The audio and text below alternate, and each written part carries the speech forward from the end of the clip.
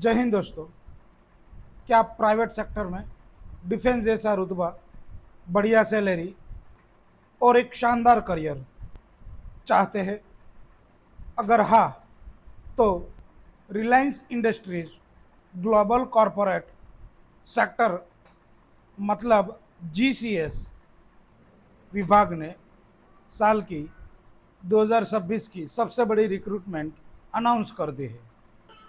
आज के इस वीडियो में हम जानेंगे कि इसके लिए एलिजिबिलिटी क्या है, सिलेक्शन प्रोसेस कैसे होता है, और सबसे बड़ा सवाल, क्या एनसीसी कैडेट को इनमें कोई फ़ायदा मिलता है?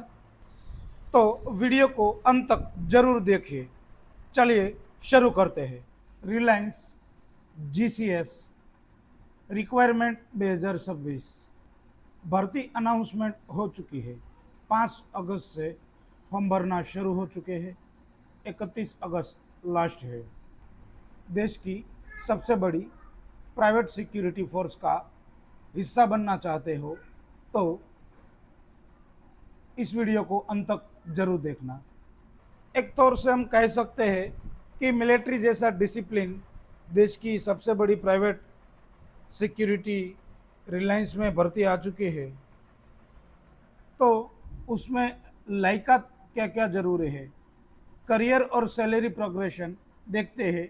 तो पोस्ट ट्रेनिंग मतलब पोस्ट ट्रेनिंग के दौरान, अंडर ट्रेनिंग के दौरान आपको 30 से 35 हज़ार सैलरी मिल सकती है, और पोस्टिंग के दौरान आपको एनुअल सैलरी 6 से 8 लाख के बीच में मिल सकती है। 1 साल का ट्रेनिंग होता है। RSRMA training Reliance security and risk management academy में 1 साल की प्रोफेशनल ट्रेनिंग चलती है। बेहतरीन स्टाइपेंड मिलता है। ट्रेनिंग के दौरान भी आर्थिक स्वतंत्रता मिलती है। योग्यता और परफॉर्मेंस पर आधारित साथ में मेडिकल इंश्योरेंस और कॉरपोरेट बेनिफिट भी मिलते हैं। तो मिशन एलिजिबिलिटी पात्रता मतलब इनमें कौन कौन से कैडेट या कौन कौन से लोग आवेदन कर सकते हैं। तो आयु सीमा है 21 साल से लेके 27 साल तक। शैक्षणिक योग्यता तो किसी भी मान्य प्राप्त यूनिवर्सिटी से न्यूनतम 50 अंकों के साथ फुल टाइम ग्रेजुएशन अनिवार्य है। मतलब ग्रेजुएशन कंपलसरी है।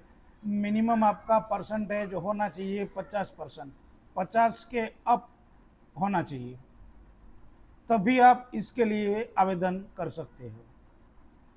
शारीरिक और मानसिक एलिजिबिलिटी तो न्यूनतम पुरुष के लिए 5 फीट 6 इंच हाइट चाहिए और महिलाओं के लिए 5 फीट 2 इंच हाइट चाहिए। यह भर्ती पुरुष और महिला दोनों उम्मीदवारों के लिए है। एनसीसी और नॉन एनसीसी कैडेट में क्या डिफरेंट होता है, क्यों इसमें एनसीसी कैडेट को प्रायोरिटी मिलती है? चलिए देखते हैं क्या क्या मापदंड है इसके। तो एलिजिबिलिटी मतलब एनसीसी वाले कैडेट भी आवेदन कर सकते हैं और नॉन एनसीसी कैडेट भी आवेदन कर सकते हैं। रिटन एग्जाम दोनों का एक समान होता है। अब बढ़िया तफावत मिलेगा कि सिलेक्शन प्रेफरेंस किसको पहली प्रायोरिटी दी जाएगी। तो नॉन एनसीसी कैडेट का जो प्रक्रिया रहेगा वो स्टैंडर्ड प्रक्रिया रहेगा, और एनसीसी वाले को स्पेशल प्रेफरेंस मिलेगा। और फिजिकल और इंटरव्यू में क्या क्या लाभ मिल सकते हैं, तो नॉन एनसीसी कैडेट को कोई लाभ नहीं मिलेगा क्योंकि उसको कोई अनुभव नहीं होता है, और एनसीसी वालों को ऑलरेडी थोड़ी बहुत ट्रेनिंग हो चुकी होती है। ड्रिल और आर्म्स ट्रेनिंग के अनुभव के कारण उसको विशेष सहूलियत मिलती है, मतलब बेनिफिट मिलते हैं, पहली प्रायोरिटी दे सकते हैं उसको। तो एनसीसी कैडेट पहला सिलेक्शन होता है। तो जिन जिन कैडेट के पास एनसीसी सी और बी सर्टिफिकेट है और ग्रेजुएशन कंप्लीट है, तो वे कैडेट आवेदन कर सकते हैं। सिलेक्शन प्रोसेस 5 चरणों में इसका सिलेक्शन प्रोसेस है।